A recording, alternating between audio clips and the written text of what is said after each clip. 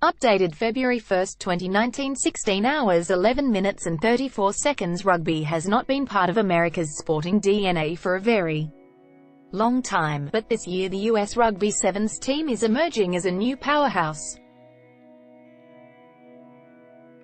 Key points. The US Eagles sit joint top of the World Sevens Series rankings with Fiji. The top 4 teams at the end of the season qualify for the 2020 Olympic Games. US Rugby has 24 professional players in its Olympic training center. Nearly a century ago, the United States won gold in 15 A-side rugby union at the Antwerp Olympics in 1920 and again in Paris 4 years later. From then until recent years, however, the game has been very much a sporting afterthought compared to American football. Right now, though, US is tied with Fiji at the top of the Rugby Sevens World Series rankings on 57 points ahead of this weekend's Sydney Sevens tournament at the Sydney Showgrounds. It's been a meteoric rise for the US Sevens team, which was on the verge of being relegated from the 15 core teams in the World Series just 5 years ago. I am immensely proud of how hard they worked and where they have come from and hopefully where we are going, but we are only 3 legs in, said head coach Mike Friday. If we are still there at leg 9 and 10, then I'll be jumping from the rooftops. The US has placed second in all 3 finals played so far this year, Dubai, Cape Town, and Hamilton last week. In Sydney, they are hoping they can go one better, but going from the hunted to the hunted brings in unfamiliar, albeit welcome new challenge to the side. You've got a target on your back, Eagles captain Madison Hughes said. Post-team points: 1 Fiji 572, USA 573, New Zealand 544, South Africa 445, England 386, Australia 35. Everyone wants a piece of you. Stay humble, keep your head down, work hard, remember how you got here and let's just keep going. The team is on a mission to stay on top at this weekend's Sydney Sevens, the 4th leg of the 10-tournament fixture which makes up the World Rugby Sevens Series Championship. We have made 3 finals in a row now, so we are hoping to go one better, Hughes said. We know there are lots of good teams here in Sydney, but we are going to be going into every game confident, feeling good and trying to get the win. Looking to stop the US from making that last step up to the top step of the podium are the Eagles' fellow series leaders, Fiji. A perennial Sevens superpower, Fiji thrashed the Eagles 38-0 in Hamilton last weekend, a result that improved upon the 29-15 victory in Durban in December to claim its 2nd successive victory over the Eagles. However, the US did claim the Fijians' scalp in the opening tournament of the season, a fact that has not been forgotten by the Eagles captain. They got the better of us the last 2 times, but we got them at the quarterfinal in Dubai, Hughes said. We know if we execute well we can give them a good game, but Fiji are absolutely world-class. Some of the offloads they throw, it's hard to play against them. The rise of rugby in the US Rugby in the USA has been steadily growing in popularity over the last few years. Last year, the US started its own domestic 15 A-side rugby union competition, the Major League Rugby (MLR), adding to the number of potential pathways in the sport. The MLR will have a massive effect on US rugby and has already. For our team, it's about having a stable bunch of guys who are growing into themselves, getting experience and togetherness. We have been able to achieve more consistency, Friday said. Despite the obvious potential in the sport in the USA, the national 15 A-side team has a long way to go. A hugely promising 30-29 victory over Scotland in June last year was followed up by heavy defeats against the Maori All Blacks, 59-22, and a largely second-string island side, 57-14, in November.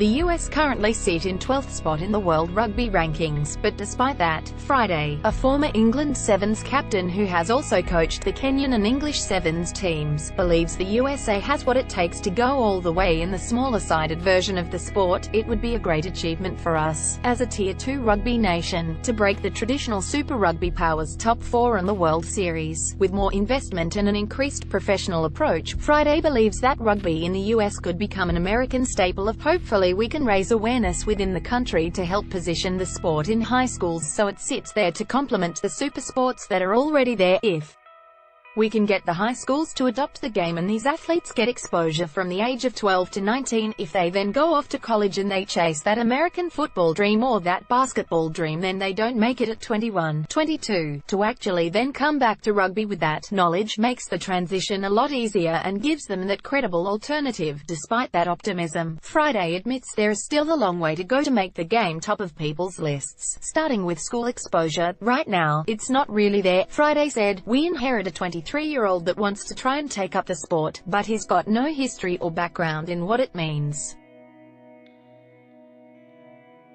It's a very difficult proposition and it's something we have to work hard to change, to transform the game. The game changer has to be the high school programs, getting the game into the high schools and accepted. Who are the US Eagles? With few players coming from a traditional rugby playing background, the US team has attracted a broad range of athletes into its squad. Our squad probably typifies the USA population, Friday said. It's so diverse. We've got a mixture of God knows how many cultures. We've got Carla Niles, who's an Olympic transfer athlete. Perry Baker dabbled in NFL. A lot of guys from college football, said Friday. The NFL, or rather college football athletes who don't quite make the cut for the NFL, could prove to be a rich breeding ground for future rugby stars. Baker was signed by the Philadelphia Eagles in 2011 off the back of some impressive performances for Fairmont State University, but never played in the NFL after suffering a knee injury. That injury hasn't stopped Baker from excelling on the Sevens circuit though, with the 32-year-old notching 179 tries in his 202-game career so far, 8th on the all-time list and the most by an American. Just behind Baker in the try-scoring stakes is Isles, a former track star who has a 100 meters personal best of 10.24 seconds, which at the time was the 36th fastest in the USA. The 29-year-old, who has 146 career tries, 13 of them coming this year, lead the 2018 World Series with 49 tries, and has provided ample highlights thanks to his extraordinary pace. He is incredible, Hughes said. His speed gives him the headlines, but every day he is there working so hard. His contact skills and tackling have improved over the past few years, and I want to go into battle with him every day. Hughes, 26, had a more traditional rugby education, developing his talents at the noted rugby union nursery Wellington College, whose extensive list of luminaries includes current England international James Haskell. Olympic gold. The carrot. It is not just the World Series on the line for Sevens team. This year is the Olympic qualifying year for the Tokyo 2020 Games. The top 4 teams at the end of the season qualify automatically for Tokyo alongside hosts Japan, with those who miss out subject to a series of regional qualifiers later in the year. It is the Olympics that has given the sport a significant boost around the world since its inclusion in Rio, where Fiji won its first ever Olympic medal, with an emphatic 43-7 victory over Great Britain in the gold medal match. The USA failed to progress from a group that included eventual champions Fiji and rugby championship contenders Argentina in Rio, but promised to provide a much sterner test in Japan next year. The Olympic carrot is a motivation for the US, and the nation's governing body is willing to invest heavily in order to achieve their goal. In 2012, USA Rugby turned professional, offering 15 Sevens players professional contracts.